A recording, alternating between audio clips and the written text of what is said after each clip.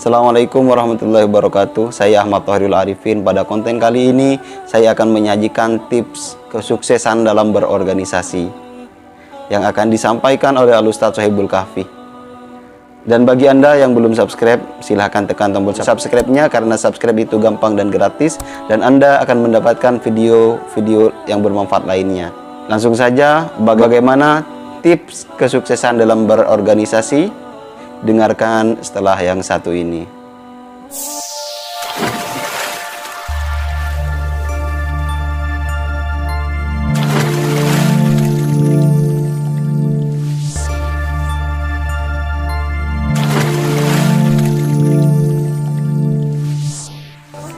Ma'asyiral muslimin rahimakumullah.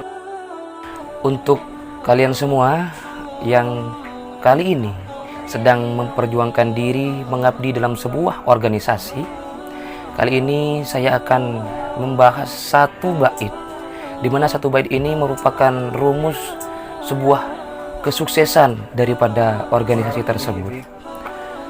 Satu bait di sini bisa kita jumpai dalam Nadhum Alfiyah yang bunyinya kurang lebih seperti ini. Bismillahirrahmanirrahim. Farfa bidhammin wansiban fathan wajur kasron ka dzikrullahi abdahu yasur. Farfa bidhammin. Dalam kalimat farfa bidhammin dapat kita simpulkan bahwa untuk kita bisa menghasilkan sebuah kebangkitan organisasi tersebut, tentunya dalam konsep bidhammin. Apa itu bidhammin? Bersatu, tidak berpecah belah. Artinya antara setiap anggota organisasi tersebut memang menyatu dalam satu kesatuan, sehingganya bisa menjadi kebangkitan, irfa atau bangun. Farfa bidhammin wansiban fathan wajur. Wansiban fathan wajur di sini wansiban fathan. Untuk mencapai sebuah martabat organisasi tersebut, kita hendaknya selalu terbuka pada setiap anggota, dari anggota satu kepada anggota yang lain, tidak tertutup. Artinya ketika sudah ada keiskalan, ada sesuatu yang tidak sesuai dengan pikiran kita, kita harus fathan, terbuka, bermusyawarah, sehingga tidak ada dendam yang disimpan dalam hati, tidak ada unek-unek atau iming-iming yang tidak enak untuk kita simpan dalam kepribadian kita sendiri. Itu wansiban fathan. Kemudian organisasi ini akan runtuh, akan hancur apabila wajur, kasron, dengan adanya berpecah belah. Karena organisasi di sini, saudara-saudaraku, ibaratnya sapu lidi.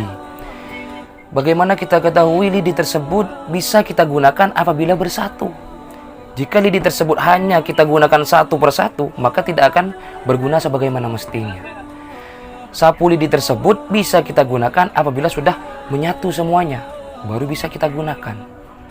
Nah, makanya kembali kepada irfa tadi, bersatu, tidak berpecah belah. Karena ketika berpecah belah, maka yang terjadi wajur kasron. Organisasi ini akan runtuh dengan adanya kasron, perpecah belahan antar anggota. Kadzikrullahi abdahu yasur. Dan semuanya itu diibaratkan kepada hamba yang selalu ingat, selalu mengabdi kepada Allah Subhanahu wa Ta'ala.